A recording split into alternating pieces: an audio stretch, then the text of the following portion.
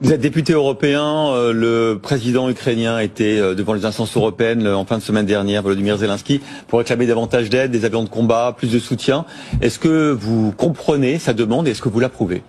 Je la comprends parce que l'intérêt de l'Ukraine, c'est de nous entraîner dans la guerre. Qui peut croire une seule seconde? La guerre russe contre l'Ukraine, vous Absolument. Qui peut croire une seule seconde que l'Ukraine peut gagner la guerre tout seul? Personne. Et donc, en réalité, Volodymyr Zelensky fait son boulot. Mais il a raison, non? Il a raison. Oui, mais moi, je suis pas payé pour défendre l'Ukraine, excusez-moi. Moi, je suis là pour défendre les intérêts de la France. Et les intérêts de la France, c'est pas de rentrer dans une guerre dans le Donbass où, en réalité, on ne sait pas comment cela finira. Est-ce que les intérêts de la France, c'est que la Russie gagne et envahisse l'Ukraine?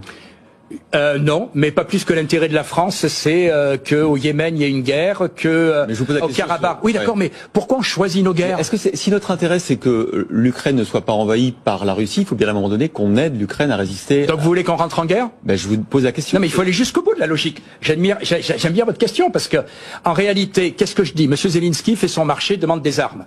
Il a voulu des sous, on a donné des sous. Il a voulu des munitions, on donne des munitions. Il a voulu des armes courte portée, on les donne. Et puis après des tanks, on les donne. Et la prochaine étape, c'est quoi? Les avions, les missiles longue portée, ce qui signifie qu'on lui donne le pouvoir, en fait, de frapper le territoire russe. Voilà. Vous pensez pas que la Russie, à un moment, va rester éternellement sans réagir? Mais nous n'avons pas de camp à choisir. Attendez, moi, mon camp, c'est la France. Voilà, aujourd'hui, je dis que dans ce conflit-là, non mais d'accord, une fois qu'on a dit ça, d'abord, on peut se poser la question de pourquoi on en est arrivé là. La France et l'Allemagne étaient garants des accords de Minsk, on les a pas fait respecter. Je vous rappelle qu'en 2014, Madame Merkel et Monsieur Hollande ont signé les accords de Minsk. C'est ce qu'on essaye de faire. Les accords de Minsk ne prévoyaient pas l'invasion du Donbass par la Russie quand même. Oui, les accords de Minsk, maintenant on sait grâce à Madame Merkel, et ça a été confirmé par Monsieur Hollande, que c'était un marché de couillons ou un marché de dupes, puisque Madame Merkel a dit très clairement, c'était des accords, on n'y croyait pas, simplement pour laisser le temps à l'Ukraine de réarmer. Moi ce que je veux, pardonnez-moi, c'est avant tout la fin des combats.